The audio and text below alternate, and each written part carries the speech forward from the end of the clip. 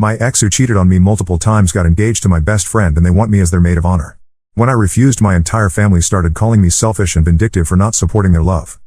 Hi, I need advice because my life has turned into something I cannot understand. I met Jackson, 29M, 3 years ago at a community college where we both took evening classes. I am Charlotte, 27F. He was studying business administration while working part-time at a local garage. I was taking accounting courses to get better job opportunities. Jackson had this way of making everyone laugh.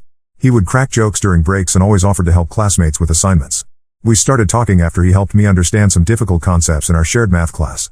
Our first real conversation happened when we both stayed late in the library. Jackson told me about his plans to open his own auto repair shop someday.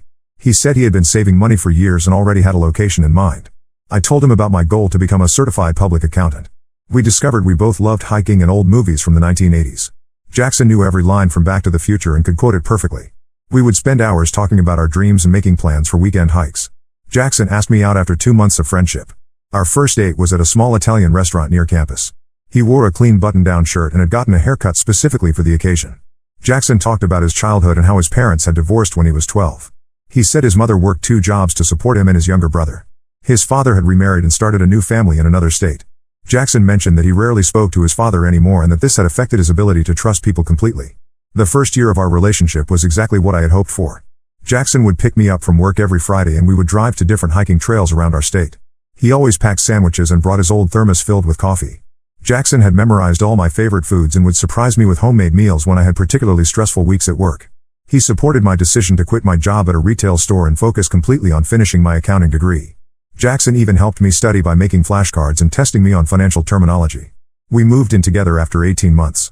Jackson found a small apartment above a bakery in the downtown area.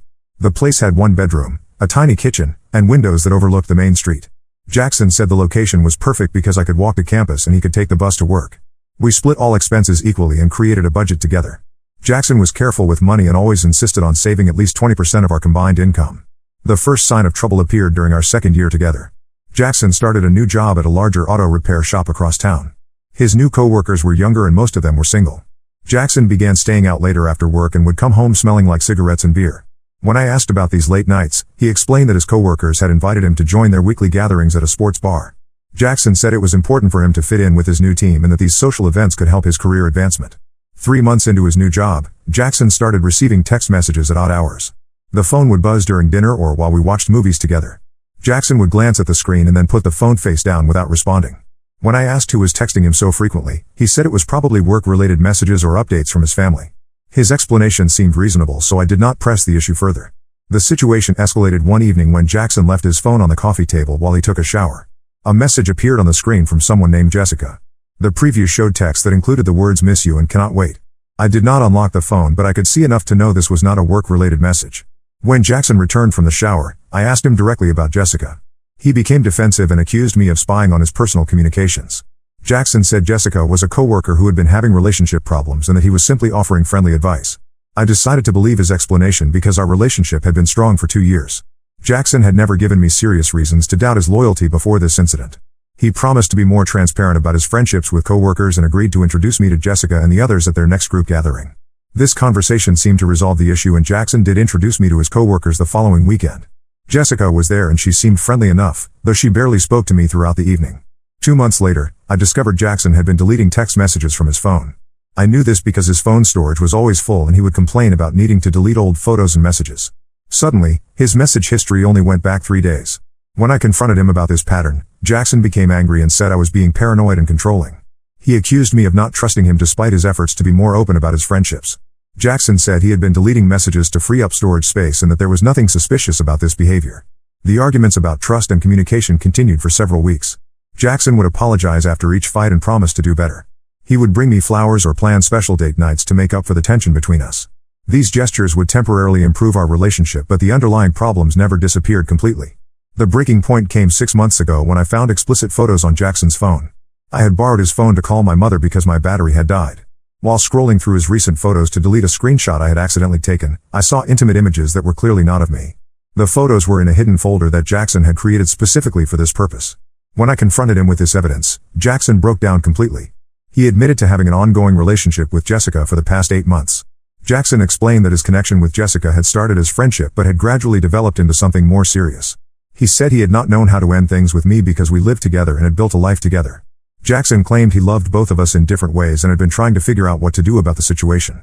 He begged me not to leave and promised to cut off all contact with Jessica immediately. I spent that night at my friend Rachel's apartment while Jackson removed all of Jessica's belongings from our place. The next morning, he showed me that he had blocked Jessica's number and deleted all their photos together. Jackson also offered to find a new job to avoid seeing Jessica at work. His willingness to make these sacrifices convinced me to give our relationship another chance. We attended couples counseling for 3 months and our communication improved significantly. Jackson was completely transparent about his daily activities and would even leave his phone unlocked when he was around me. We established new boundaries and Jackson promised to tell me immediately if anyone from his past tried to contact him. The counseling sessions helped us understand the underlying issues that had led to his infidelity, and we both committed to rebuilding trust in our relationship. Everything seemed to be getting better until last month when Jackson suddenly became distant again. He started working longer hours and would come home exhausted every evening. Jackson stopped planning our weekend activities and seemed distracted during conversations. When I asked if something was bothering him, he blamed work stress and said his boss had been demanding overtime from all employees. Last week, I discovered that Jackson had been lying about his work schedule. I drove to his workplace during his supposed overtime hours and found the building completely empty. When I called him, Jackson said he was still at work, but I could see his car was not in the parking lot. That evening, I confronted him about this discrepancy. Jackson admitted he had been meeting with Jessica again for the past month. He said they had been talking about getting back together and that he was confused about his emotions. Jackson told me he had never stopped loving Jessica and that their relationship had been more meaningful to him than ours.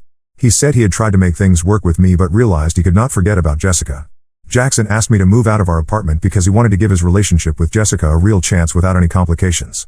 I moved back in with my parents 3 days ago and have been trying to process everything that has happened.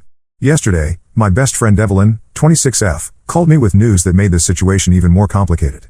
Evelyn and I have been friends since high school and she knows Jackson well because she spent a lot of time with us as a couple.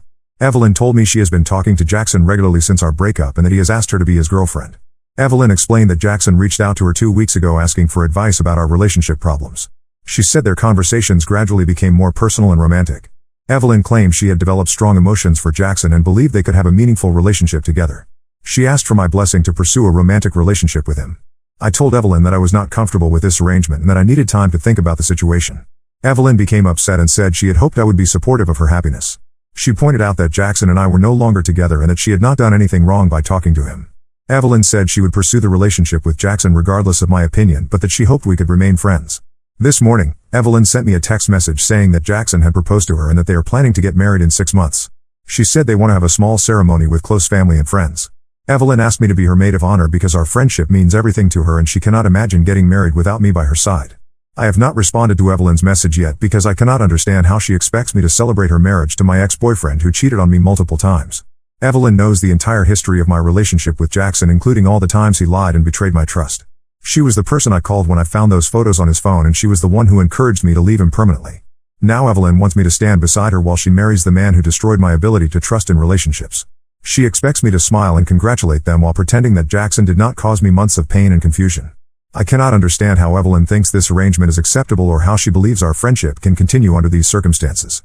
My parents think I should decline the maid of honor position but still attend the wedding to maintain my friendship with Evelyn. They argue that Evelyn has the right to make her own choices about relationships even if those choices seem hurtful to me. My mother says that holding grudges will only damage my own happiness in the long run. I am completely lost about what to do in this situation. Part of me wants to cut off contact with both Jackson and Evelyn permanently. Another part of me worries that I will lose my oldest friend if I refuse to support her marriage. I keep thinking there must be something I can do to preserve our friendship while also protecting my own emotional well-being. Has anyone else dealt with a similar situation where a close friend started dating an ex who had been unfaithful? I would appreciate any advice about how to handle this appropriately. Update 1: I posted here 3 weeks ago about my best friend Evelyn getting engaged to my cheating ex-boyfriend Jackson and asking me to be her maid of honor. The responses I received helped me understand that this situation was even worse than I had originally thought. Thank you to everyone who took the time to respond with advice and support. I decided not to respond to Evelyn's text message about being her maid of honor right away. Instead, I wanted to have a face-to-face conversation where I could explain my position clearly and give her a chance to understand why her request was inappropriate. I called Evelyn and asked if we could meet for coffee at the place where we used to study together during high school. She agreed immediately and seemed excited that I was ready to discuss wedding plans. The coffee shop meeting did not go as I had hoped. Evelyn arrived 30 minutes late and spent the first 10 minutes of our conversation talking about wedding dress shopping and venue options. She showed me photos on her phone of different dress styles and asked for my opinion on flower arrangements. When I tried to redirect the conversation toward my concerns about their relationship, Evelyn brushed off my comments and said she did not want to discuss negative topics during such a happy time in her life. I explained to Evelyn that I could not be her maid of honor because Jackson had caused significant damage to my emotional well-being through his repeated infidelity and lies. I told her that watching her marry him would be painful and that I needed time to process the entire situation before I could offer any kind of support for their relationship. Evelyn became defensive and accused me of being selfish and unable to move on from the past. Evelyn said that Jackson had told her everything about our relationship and that she understood he had made mistakes with me. However, she believed that people could change and that Jackson deserved a second chance at happiness. Evelyn claimed that Jackson had been honest with her from the beginning about his past behavior and that their relationship was built on a foundation of complete trust and communication. She said Jackson had never lied to her or hidden anything from her during their courtship. When I pointed out that Jackson had been planning to get back together with Jessica while he was still living with me, Evelyn said that situation was completely different. She explained that Jackson had been confused and conflicted during that time because he had never properly processed the end of his relationship with me. Evelyn believed that Jackson's brief reunion with Jessica had actually helped him realize that he wanted something completely different in his next relationship. Evelyn then revealed information that Jackson had apparently shared with her about our relationship that I found deeply troubling. She said Jackson had told her that I was controlling and paranoid throughout our relationship and that my behavior had pushed him to seek comfort from other women. According to Evelyn, Jackson had never wanted to cheat on me but had felt trapped in a relationship where he could not be honest about his needs and emotions. I was shocked that Jackson had portrayed our relationship this way to Evelyn and that she had believed his version of events without question. Evelyn had witnessed many of the incidents I had described in my original post and had even encouraged me to leave Jackson after discovering his infidelity. Now she was defending his actions and suggesting that I had been partially responsible for his cheating behavior. The conversation became heated when Evelyn accused me of being jealous of her relationship with Jackson. She said I was unable to accept that Jackson could be happy with someone else and that I was trying to sabotage their engagement out of spite. Evelyn claimed that my refusal to support their marriage proved that I had never truly cared about her happiness or our friendship. I left the coffee shop without agreeing to participate in their wedding in any capacity. Evelyn followed me to the parking lot and continued arguing about my decision. She said that if I refused to be her maid of honor, she would have to choose someone else who actually cared about her well-being. Evelyn warned me that my absence from her wedding would permanently damage our friendship and that she would not be able to forgive me for abandoning her during such an important time in her life. 2 days after our coffee shop meeting, I received a phone call from my mother. She told me that Evelyn had contacted her to discuss my refusal to participate in the wedding. Evelyn had apparently painted a very different picture of our conversation and had convinced my mother that I was being unreasonable and vindictive. My mother said that Evelyn was heartbroken by my reaction and genuinely confused about why I could not support her happiness. My mother suggested that I reconsider my position and at least attend the wedding as a regular guest. She argued that Evelyn had been a loyal friend for many years and deserved my support even if I disagreed with her choice of partner. My mother also pointed out that Jackson and I had been broken up for several months and that it was natural for him to move on with his life. When I tried to explain to my mother that the issue was not about Jackson moving on but about Evelyn's complete disregard for my emotions and her willingness to believe Jackson's false narrative about our relationship, my mother said I was overreacting. She suggested that I might be projecting my anger about Jackson onto Evelyn unfairly and that I should separate my emotions about the breakup from my friendship with Evelyn. The following week, I learned that Evelyn had been telling other people in our social circle that I was trying to prevent her from getting married because I was still in love with Jackson. Several mutual friends contacted me to ask if this was true and to encourage me to work things out with Evelyn before her wedding. These friends said they were confused about the situation because they remembered how upset I had been about Jackson's cheating and could not understand why I would want him back now. I realized that Evelyn and Jackson had created a narrative where I was the unstable ex-girlfriend who could not accept their happiness together. They had managed to turn several of our mutual friends against me by suggesting that my concerns about their relationship were based on jealousy rather than legitimate hurt and betrayal. This discovery made me understand that Evelyn had chosen Jackson over our friendship long before she had asked me to be her maid of honor. The situation became even more complicated when Jackson contacted me directly. He sent me a long email explaining that he understood why I might be upset about his relationship with Evelyn but that he hoped I could eventually be happy for both of them. Jackson wrote that he had learned from his mistakes in our relationship and was committed to being a better partner to Evelyn. He asked me to consider attending their wedding because my presence would mean a lot to Evelyn and would help demonstrate that there were no hard feelings between any of us. In his email, Jackson also apologized for the way our relationship had ended and acknowledged that his behavior had been hurtful and dishonest. However, he then went on to suggest that our relationship had been doomed from the beginning because we were not compatible as long-term partners. Jackson claimed that he had tried to make things work with me but had eventually realized that we wanted different things in life.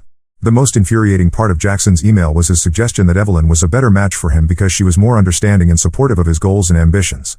He wrote that Evelyn had helped him become a better person and that their relationship felt natural and effortless in a way that ours never had. Jackson seemed to be suggesting that his infidelity in our relationship was somehow justified because he had eventually found his true soulmate in Evelyn. I did not respond to Jackson's email but I forwarded it to my sister who lives in another state. My sister was appalled by Jackson's arrogance and his attempt to rewrite the history of our relationship. She encouraged me to block both Jackson and Evelyn on all social media platforms and to avoid any further contact with them until after their wedding had passed. Following my sister's advice, I blocked Jackson and Evelyn on Facebook, Instagram, and Twitter. I also asked our mutual friends not to share information about the wedding planning process with me because I did not want to hear updates about their relationship. Most of these friends were understanding and respected my request, though a few continued to pressure me to reconcile with Evelyn. Last week, I received a wedding invitation in the mail addressed to me in A+1. The invitation was elegant and expensive looking with gold lettering and professional photography of Jackson and Evelyn together. Inside the invitation was a handwritten note from Evelyn asking me to reconsider my decision about attending their wedding. She wrote that she missed our friendship and hoped that we could find a way to move past this disagreement. The wedding invitation confirmed that the ceremony would take place in 2 months at a resort about 3 hours from where I live. The guest list appeared to include most of our mutual friends from high school and college as well as Jackson's co-workers and family members. Evelyn had planned a destination wedding that would require guests to book hotel rooms and take time off work to attend. I have not yet responded to the wedding invitation and I am still uncertain about what to do. Part of me wants to attend the wedding just to prove that I am not the jealous ex-girlfriend that Evelyn and Jackson have made me out to be. Another part of me believes that attending their wedding would be a betrayal of my own self-respect and emotional well-being. The whole situation has made me question whether Evelyn was ever truly my friend or if she had been waiting for an opportunity to pursue Jackson throughout our entire relationship. I keep thinking about all the times Evelyn had listened to me complain about Jackson's behavior and had offered comfort and advice. Now I wonder if she had been mentally taking notes about his preferences and personality traits so that she could use that information to her advantage later. Update 2. My previous update was 6 weeks ago when I was still debating whether to attend Evelyn and Jackson's wedding. I ultimately decided not to go and blocked both of them on social media. I thought this would be the end of the situation, but things have gotten much worse since then. The wedding took place 3 weeks ago at the resort Evelyn had chosen. I spent that weekend camping with my sister at a state park about 4 hours away from the wedding venue. We hiked, played card games, and watched old movies on her laptop. My sister made sure I stayed completely offline during the entire weekend so I would not be tempted to look at social media posts from the wedding. When I returned home on Sunday evening, I had 17 missed calls and dozens of text messages from various friends and family members. The messages ranged from concerned to angry and I could not understand what had happened until I started reading them carefully. Apparently, the wedding had been a disaster and multiple people were blaming me for the problems that had occurred. According to the messages I received, Evelyn had suffered what people were calling a nervous breakdown during the wedding ceremony. She had started crying uncontrollably while saying her vows and had to be helped to a private room by her mother and bridesmaids. The ceremony was delayed for over an hour while Evelyn composed herself enough to continue with the proceedings. Several guests told me that Evelyn had been asking about my absence throughout the entire wedding day. She had apparently expected me to change my mind at the last minute and attend the ceremony despite our disagreement. When Evelyn realized I was not coming, she became increasingly agitated and kept asking other guests if they had heard from me or knew where I was. During the reception, Evelyn had apparently made a speech where she talked about our friendship and how much she missed having me there to celebrate with her. According to witnesses, Evelyn became emotional during this speech and said that the wedding did not feel complete without her best friend present. She then asked the other guests to join her in calling me so that I could at least participate in the celebration remotely. When none of the guests could reach me because I had turned off my phone, Evelyn became more upset and started blaming Jackson for the problems in our friendship. She accused him of not trying hard enough to make peace with me and said that he should have done more to ensure my attendance at their wedding. This argument between Evelyn and Jackson apparently continued throughout the reception and made many guests uncomfortable. The situation escalated when Evelyn demanded that Jackson call me personally and apologize for everything that had happened between us. When Jackson refused to make this call during their wedding reception, Evelyn threatened to leave the party and return to their hotel room. Jackson eventually agreed to try calling me but obviously could not reach me because my phone was turned off and I was in a location with poor cell service anyway. By the end of the evening, Evelyn was so distraught about my absence that she had to be sedated by a family friend who was a nurse. The reception ended early and many guests left feeling confused and uncomfortable about what they had witnessed. Several people told me that they had never seen a bride become so fixated on one missing guest that it overshadowed her entire wedding day. The day after the wedding, I started receiving angry messages from Evelyn's family members and some of our mutual friends. They accused me of deliberately sabotaging Evelyn's wedding by staying away and causing her to have an emotional breakdown. These people claimed that I had been selfish and vindictive by refusing to attend such an important event in Evelyn's life. Evelyn's mother called me directly and screamed at me over the phone for several minutes. She said that I had ruined her daughter's wedding day and that my behavior was unforgivable. According to Evelyn's mother, I had always been jealous of Evelyn and had been looking for an excuse to hurt her. She accused me of being a terrible friend who had abandoned Evelyn when she needed support the most. When I tried to explain to Evelyn's mother that I had made my position clear months in advance and that Evelyn had chosen to proceed with the wedding despite knowing I would not attend, she hung up on me. Several other family members sent me similar messages blaming me for Evelyn's emotional state and demanding that I apologize for my absence. The most shocking message came from my own mother who had apparently spoken with Evelyn's mother about the wedding disaster. My mother called me and said that she was embarrassed by my behavior and disappointed that I had allowed my personal feelings to interfere with Evelyn's special day. She said that regardless of my issues with Jackson, I should have been there to support Evelyn as her oldest friend. When I reminded my mother that Evelyn had chosen to marry a man who had cheated on me multiple times and then had expected me to celebrate their union, my mother said that I was holding grudges and being immature. She argued that Jackson's past behavior was between him and me and that it should not have affected my friendship with Evelyn. My mother then revealed that she had promised Evelyn's mother that she would convince me to reach out to Evelyn and apologize for missing the wedding. She said that both families were hoping we could resolve this conflict and restore our friendship before it was damaged permanently. My mother warned me that if I continued to be stubborn about this situation, I would end up isolated and alone. 2 weeks after the wedding, Jackson sent me another email.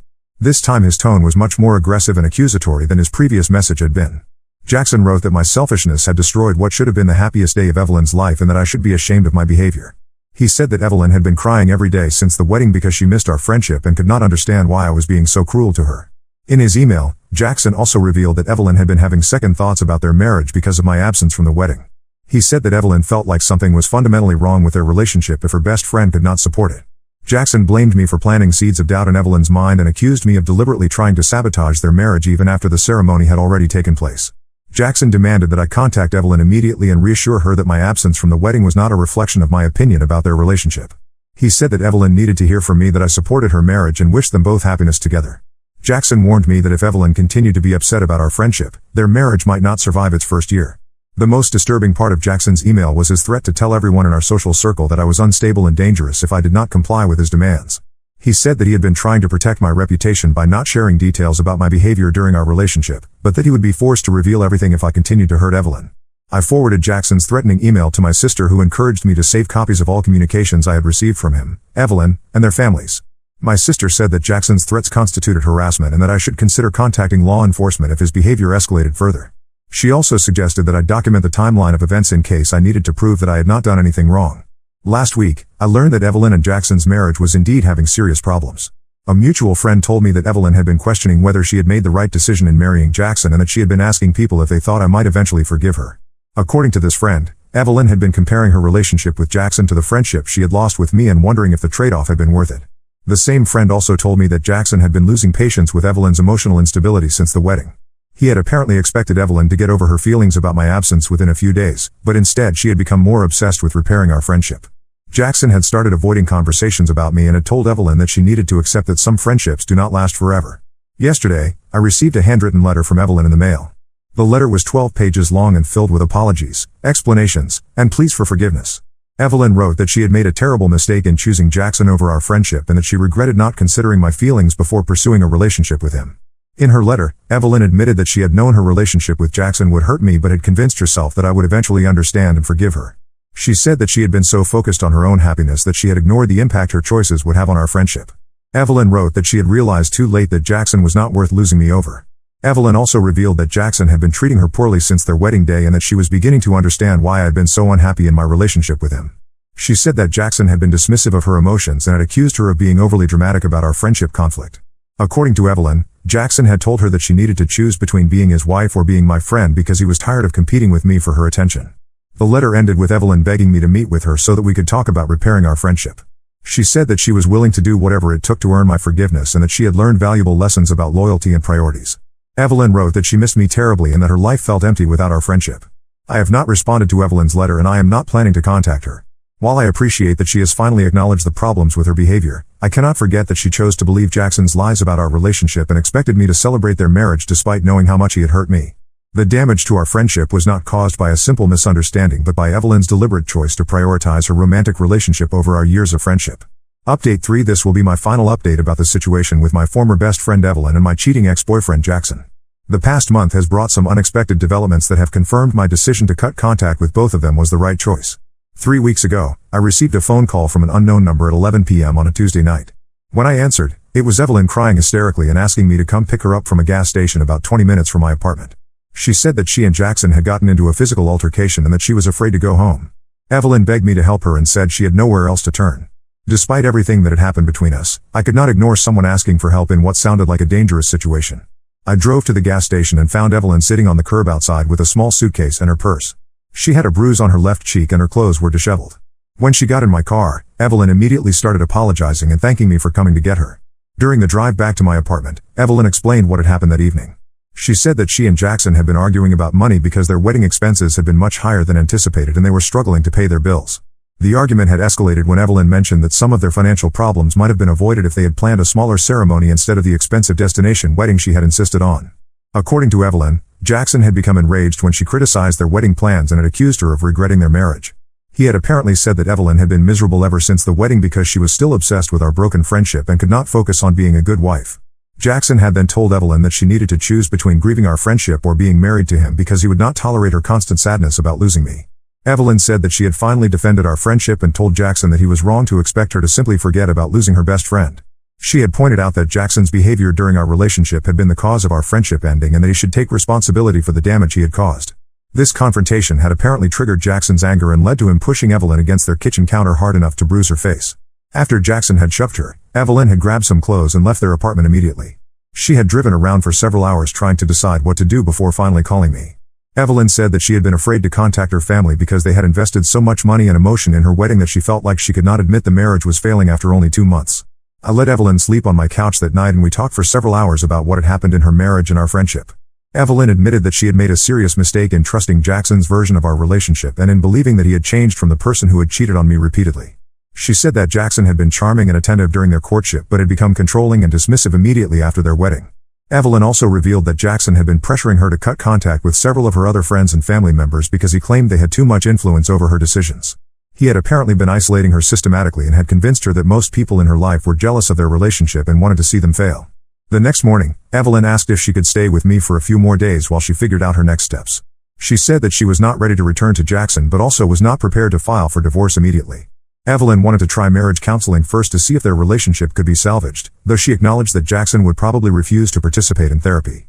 I agreed to let Evelyn stay with me temporarily, but I made it clear that this arrangement did not mean our friendship was automatically restored.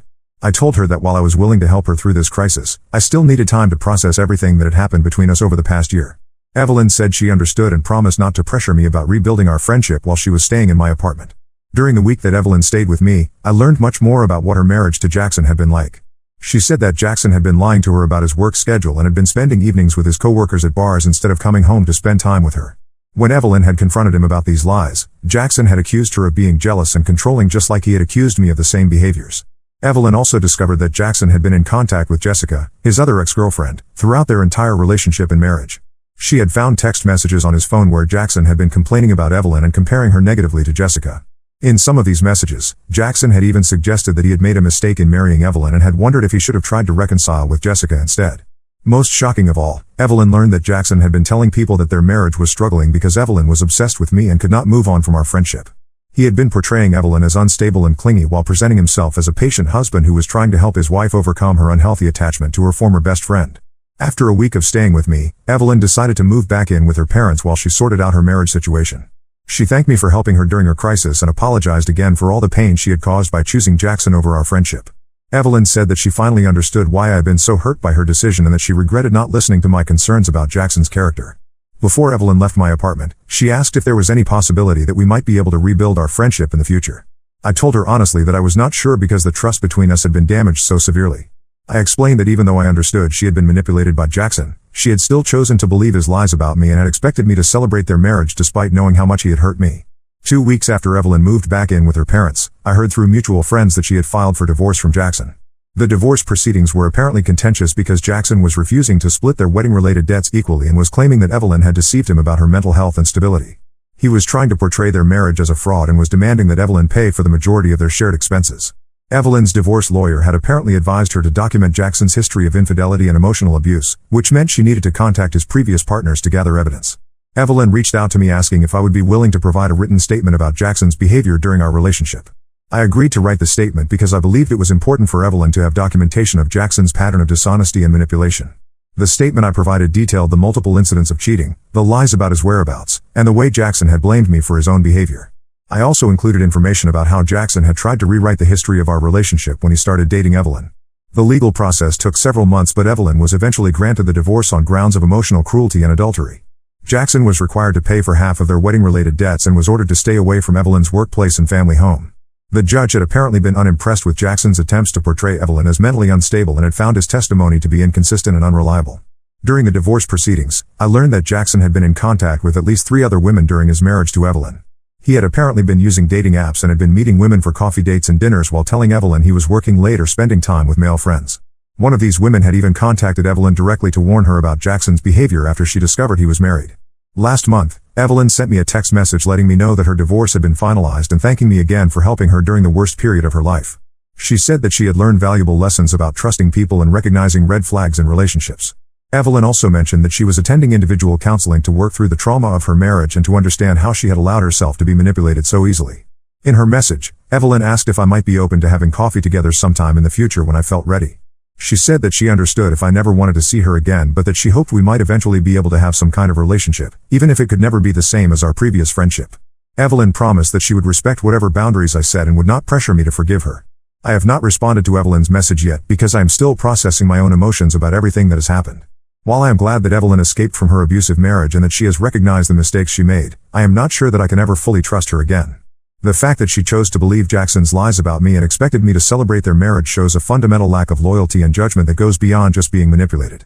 Part of me feels sorry for Evelyn because she clearly suffered during her marriage to Jackson and learned some painful lessons about his true character.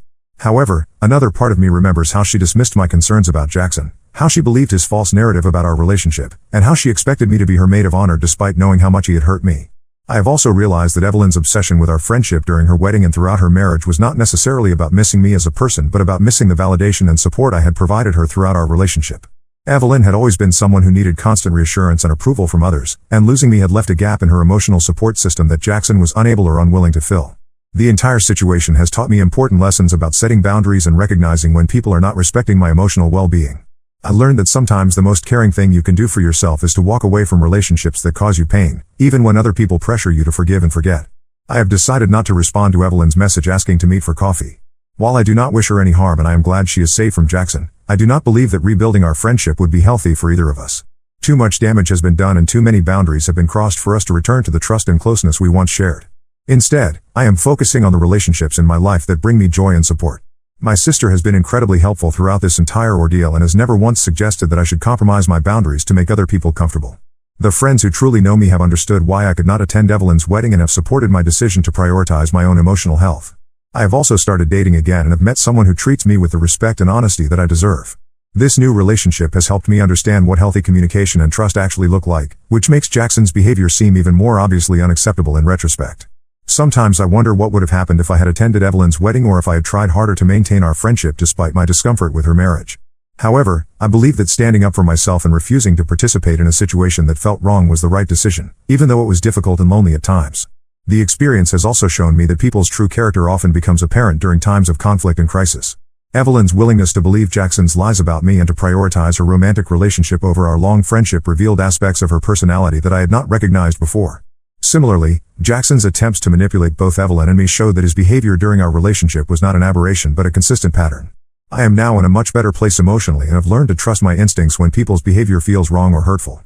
The pain of losing a long-time friendship was significant, but the peace that comes from removing toxic people from my life has been worth the temporary discomfort. Looking back, I can see that this entire situation was a blessing in disguise because it forced me to examine my relationships and set stronger boundaries with people who do not respect my well-being. I am grateful that I discovered Evelyn's true priorities before I wasted more years on a friendship that was not as solid as I had believed it to be.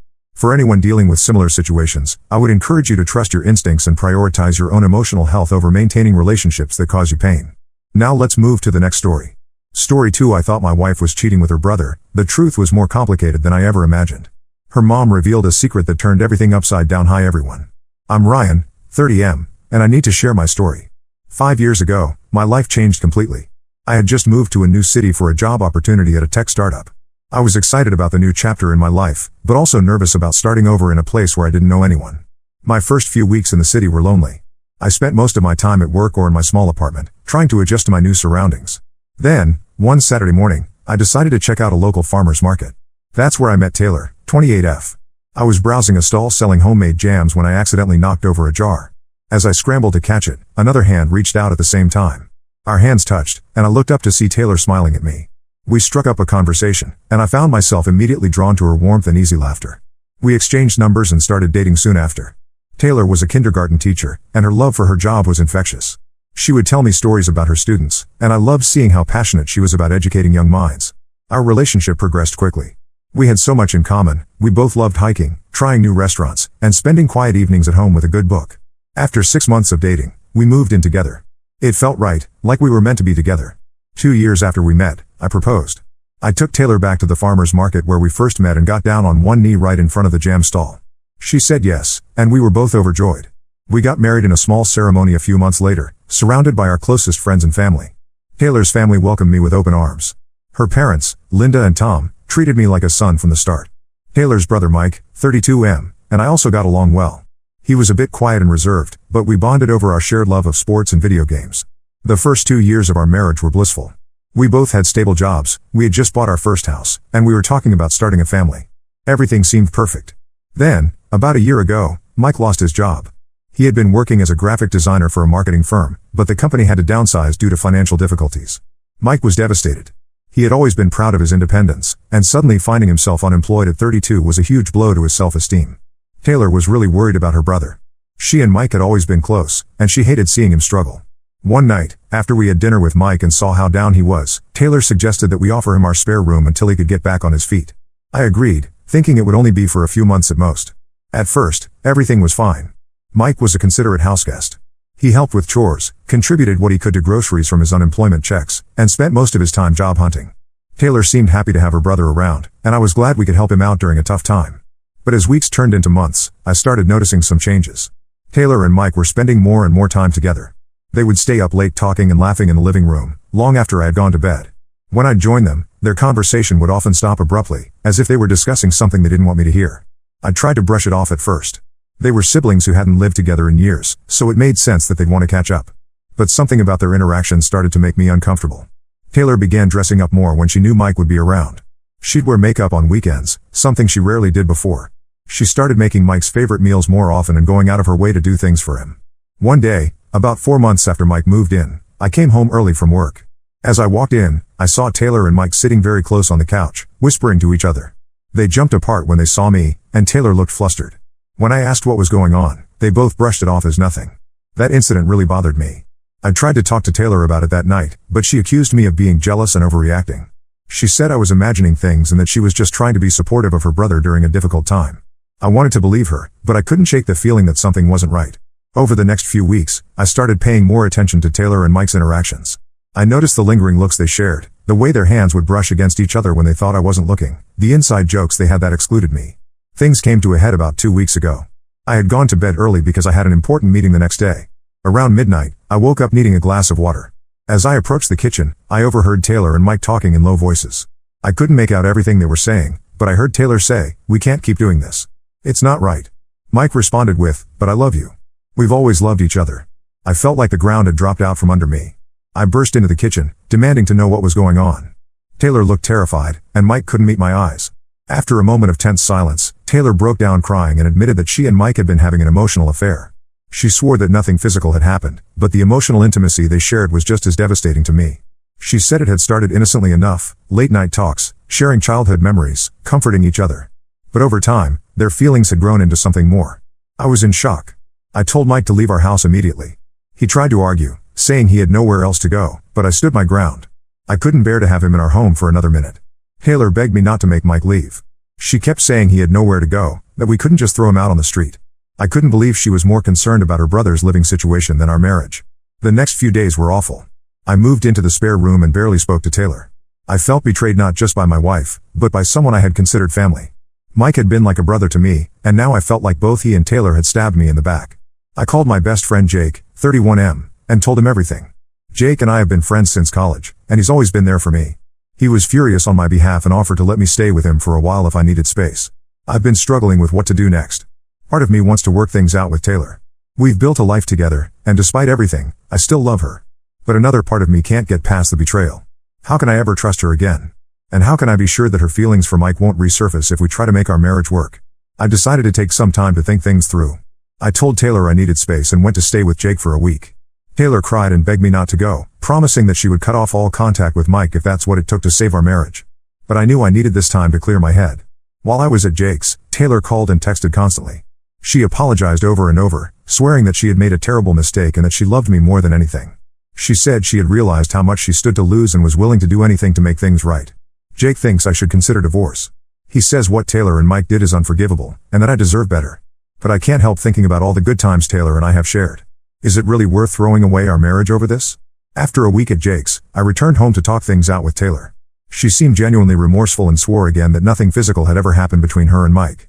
She said she had realized how much she loved me and wanted to make things work. We agreed to try couples counseling, but I made it clear that Mike was no longer welcome in our home. Taylor reluctantly agreed, though I could tell it pained her to cut off her brother. Now, I'm at a crossroads. I love Taylor, but I don't know if I can ever fully trust her again. The image of her and Mike together haunts me. I keep replaying moments from the past few months in my head, wondering if there were signs I missed. I'm not sure if our marriage can survive this betrayal. Even if Taylor never speaks to Mike again, can I move past the knowledge that she developed feelings for her own brother? And how can I be sure those feelings won't resurface in the future? I guess I'm looking for advice. Has anyone been through something similar? How did you move past it? Is it even possible to rebuild trust after something like this? And am I overreacting by considering ending my marriage over an emotional affair, or is this as serious as it feels to me? Any thoughts or advice would be greatly appreciated. I feel lost and could use some perspective from people who aren't as close to the situation as I am. Update 1. It's been about a month since my last post, and I wanted to give you all an update on my situation. A lot has happened, and I'm still trying to process everything. First off, I want to thank everyone for their support and advice. Reading your comments and messages really helped me gain some perspective on my situation. After much consideration, Taylor and I decided to give our marriage another chance. We started couples counseling, and it seemed to be helping. Taylor was making a real effort to rebuild our trust, and I was trying my best to move past the betrayal. We set some ground rules. Taylor agreed to cut off all contact with Mike, and she gave me access to her phone and social media accounts as a way to rebuild trust. It wasn't ideal, but it felt necessary at the time. We also started doing more activities together, trying to reconnect and remember why we fell in love in the first place. For a while, things seemed to be improving.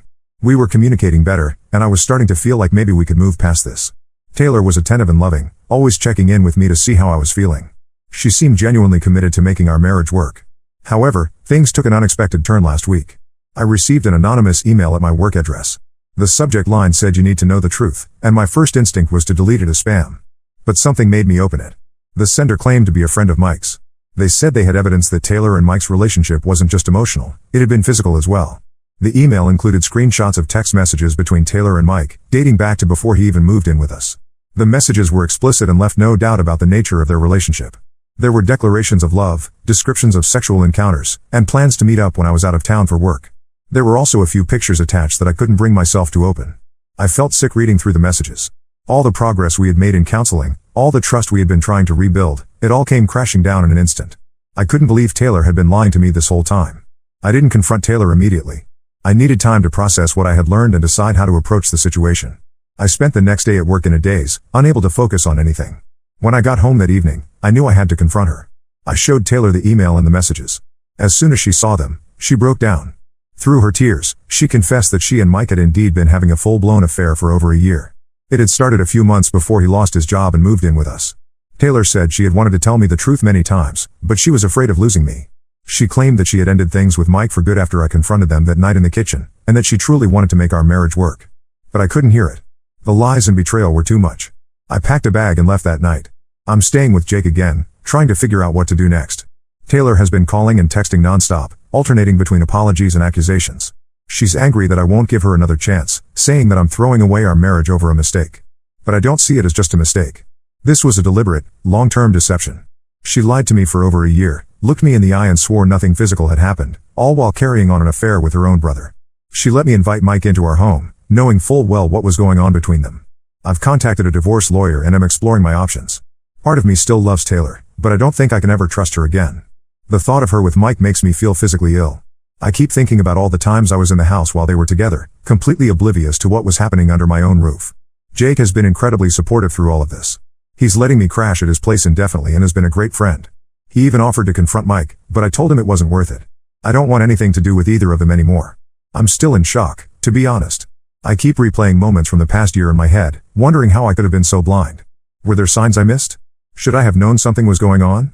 I feel like such a fool for believing their lies and even agreeing to try to work things out. I'm also struggling with feelings of inadequacy. What did Mike have that I didn't? Was I not enough for Taylor? These thoughts keep me up at night. I know rationally that their actions are a reflection on them, not me, but it's hard not to take it personally. I haven't told many people about what's happened. I'm embarrassed and ashamed, even though I know I shouldn't be. I'm the victim here, but I still feel like I failed somehow. I haven't even told my parents yet. I'm dreading that conversation. I'm not sure what the future holds. Right now, I'm just taking it one day at a time. I'm focusing on work and trying to keep myself distracted. Jake suggested I take up a new hobby to keep my mind off things, so I've started learning to play guitar. It's not much, but it gives me something else to focus on. I've also started seeing a therapist to help me process everything. It's helping, but I still have a long way to go. The therapist says it's normal to feel a range of emotions, anger, sadness, confusion, and that I need to give myself time to grieve the loss of my marriage. I guess I'm still looking for advice. How do you move on from something like this? How do you learn to trust again? And am I making the right decision by pursuing divorce, or should I give Taylor one more chance? Part of me wonders if I'm giving up too easily, but another part feels like I'd be a fool to trust her again. Thank you all for listening. It helps to know I'm not alone in this. Update 2. It's been about 3 months since my last update, and I wanted to share some new developments in my situation. Things have taken another unexpected turn, and I'm still trying to process everything. After my last post, I went ahead with filing for divorce. It was a difficult decision, but I felt it was the right one given the extent of Taylor's betrayal. The divorce proceeding started, and Taylor initially contested it, begging for another chance. But I stood firm in my decision. The first few weeks were tough. Dividing up our assets, deciding what to do with the house, it all felt so final. There were moments when I second-guessed my decision, wondering if I was making a mistake. But then I'd remember the betrayal, the lies, and I knew I was doing the right thing for myself. About a month into the divorce process, I received a call from Taylor's mother, Linda. She was distraught and asked to meet with me. I was hesitant at first. Linda and I had always gotten along well, but I wasn't sure I was ready to face any member of Taylor's family. However, curiosity got the better of me, and I agreed to see her. We met at a small cafe near my office. Linda looked tired and stressed, nothing like the cheerful woman I remembered. After some awkward small talk, she dropped a bombshell that shook me to my core. Linda revealed that Taylor and Mike weren't actually biological siblings. Taylor had been adopted by Linda and her husband Tom when she was an infant, a fact they had kept hidden from both Taylor and Mike their entire lives. I was stunned. Linda explained that they had always planned to tell Taylor and Mike the truth when they were older, but as time went on, it became harder and harder to find the right moment. When Taylor and I got married, Linda and Tom decided to keep the secret, thinking it was no longer relevant. Linda went on to say that she and Tom had finally told Taylor and Mike the truth after learning about the affair and our impending divorce. She thought I deserved to know as well. This information threw me into turmoil. On one hand, it somewhat lessened the taboo nature of Taylor and Mike's relationship. They weren't biologically related, which made their affair slightly less shocking. On the other hand, it was yet another lie, another secret kept from me by the people I trusted most. I asked Linda why they had kept this secret for so long. She said they had been afraid of disrupting the family dynamic and hurting Taylor and Mike. They had convinced themselves that since Taylor and Mike had grown up as siblings, the truth didn't matter. Now, Linda said, she realized what a mistake that had been. I didn't know how to feel. Part of me was relieved that Taylor hadn't actually been involved with her biological brother. But another part of me was furious that this information had been kept from all of us for so long. If Taylor and Mike had known the truth, maybe none of this would have happened. I asked Linda why she was telling me this now. She said that after learning about the affair and our impending divorce, she and Tom had finally told Taylor and Mike the truth. She thought I deserved to know as well, especially since it might affect the divorce proceedings. This revelation added a new layer of complexity to an already complicated situation. I thanked Linda for telling me, but I made it clear that this information didn't change my decision to divorce Taylor. The lies and betrayal were still there, regardless of whether Taylor and Mike were biologically related or not. After meeting with Linda, I decided to meet with Taylor to discuss this new development. When we met, she was visibly upset. She apologized again for the affair and for lying to me. She said learning that Mike wasn't her biological brother had been a shock, but it didn't change her feelings for me. She wanted to try again, to start fresh with all the truth out in the open. I listened to her, but I couldn't bring myself to forgive her. The lies, the affair, the months of deception, it was all too much. I told her I would continue with the divorce. Taylor was devastated, but I stood my ground. Now, I'm left questioning everything. Was any part of my relationship with Taylor real? How many other secrets are there? I feel like I can't trust anyone anymore. The foundation of what I thought was my family has been completely shaken. I'm still staying with Jake, who's been an incredible support through all of this. He's helped me see that none of this is my fault and that I deserve better. He's been pushing me to get out more, to start rebuilding my life without Taylor. The divorce is moving forward, but it's been complicated by this new information. Taylor is still fighting it, now using the revelation about her adoption as a reason why we should try to work things out. She argues that she and Mike didn't know they weren't biological siblings, so their relationship wasn't as wrong as it seemed. But for me, that's not the point. Whether they're biologically related or not, Taylor and Mike betrayed me. They lied to me for months, carried on an affair in my own home, and only expressed remorse when they were caught. The trust is broken, and I don't think it can be repaired. I'm standing firm in my decision to end the marriage, but I can't deny that this whole situation has left me feeling lost and confused. How do you move on when your entire reality has been turned upside down? How do you trust again when it seems like everyone has been lying to you? I'm still seeing a therapist to work through all of this, and it's helping. But there are still days when the pain and anger feel overwhelming. I'm trying to focus on the future, on building a new life for myself, but it's hard when I'm still dealing with the fallout from my old life. I guess I'm still looking for advice. How do you rebuild your life after something like this? How do you learn to trust again when it seems like everyone has been lying to you? And how do you move past the anger and hurt to find happiness again? Thank you all for your continued support. It means more than you know.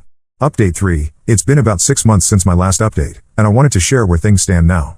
A lot has changed, and I'm finally starting to feel like I'm moving forward. The divorce was finalized 3 months ago. Despite Taylor's continued attempts to reconcile, I stood firm in my decision. The revelation about her adoption didn't change the fact that she had lied to me and betrayed our marriage. In the end, the court ruled in my favor, and the divorce was granted. In the aftermath of everything, I decided I needed a fresh start. I quit my job and moved to a new city about 200 miles away. It was a scary decision, but I felt like I needed to get away from all the memories and start over somewhere new. I found a new job at another tech startup. It's been challenging learning the ropes of a new company, but I've been throwing myself into my work. It's been a good distraction and has helped me feel like I'm moving forward with my life. I've also been focusing on myself. I've continued with therapy, which has been incredibly helpful in processing everything that happened. My therapist has been working with me on rebuilding my self-esteem and learning to trust again. It's a slow process, but I'm making progress. I've taken up new hobbies to keep myself busy. I'm still playing guitar, and I've actually gotten pretty decent at it. I've also started running. At first, it was just a way to clear my head, but now I'm training for a half marathon. The physical activity has been great for my mental health. As for Taylor and Mike, I've heard through mutual friends that they're now openly in a relationship. It's strange to think about, but I'm trying not to dwell on it. I've blocked both of them on all social media and asked our mutual friends not to give me updates about their lives. It's better for my peace of mind not to know what they're doing. Jake has been an incredible friend through all of this. He even helped me move to my new city and get settled. We talk regularly, and his support has been invaluable. He's been encouraging me to get back out there and start dating again, but I'm not quite ready for that yet. I'm not ready to start dating again yet, but I'm beginning to feel open to the possibility of a new relationship in the future. My therapist has been helping me work through my trust issues, and I'm slowly learning to open up again. I know not everyone is going to betray me the way Taylor did, but it's still hard to let my guard down. Looking back, I can see now that ending my marriage was the right decision. As painful as it was, it freed me from a relationship built on lies and allowed me to start fresh. I'm slowly building a new life for myself, one that's not defined by betrayal and deceit. I still have moments of anger and sadness when I think about everything that happened. Sometimes I'll see a couple walking down the street, holding hands and laughing, and I'll feel a pang of what I've lost. But those moments are becoming less frequent. More often, I find myself feeling hopeful about the future. To anyone going through a similar situation, I want to say that it does get better. It's not easy, and there are definitely tough days. But with time, support, and a lot of self-care, you can move forward. You're stronger than you think, and you deserve to be happy.